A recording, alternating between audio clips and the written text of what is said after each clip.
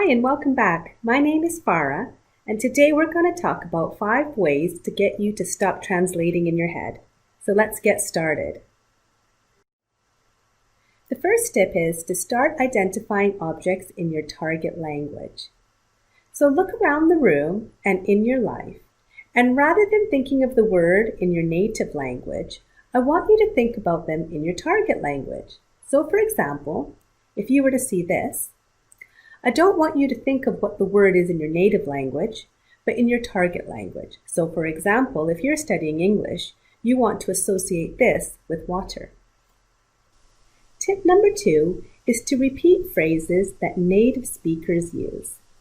So if you're watching this channel, or you're watching a TV show or a film, try saying phrases that you hear out loud, especially if they're phrases you've never heard before, or if it's an interesting combination of words.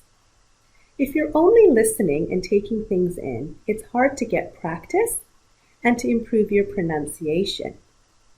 Something that you could do is, after watching this video, you could repeat some of the phrases that I'm saying, or maybe there's a set of vocabulary that you haven't heard before.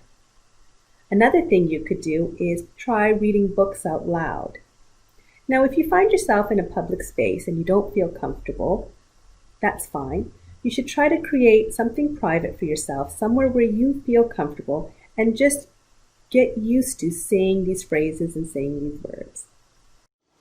Tip number 3 is to create a situation where you are forced to use English. Essentially, this means that you are immersing yourself in English.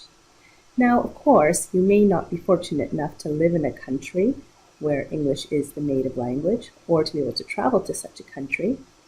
But even if you can create a situation in your life, maybe at a library, or in a room in your home, or even joining an English language group, where you are forced to speak English for an hour, or maybe even a day if your schedule allows, this can be incredibly valuable for your learning process.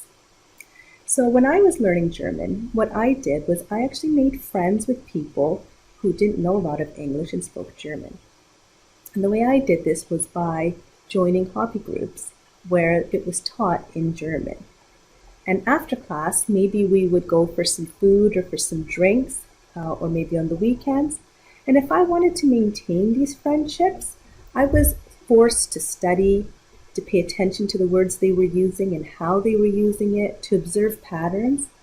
And none of this would have been possible if I had been able to escape into English. So even if you can do this in your own home, it is super helpful. Tip number 4 is to watch TV shows or films without subtitles. Now, of course, subtitles can be really beneficial, but I sometimes find, particularly in my own case, that I can get so caught up in reading the subtitles that I forget to listen.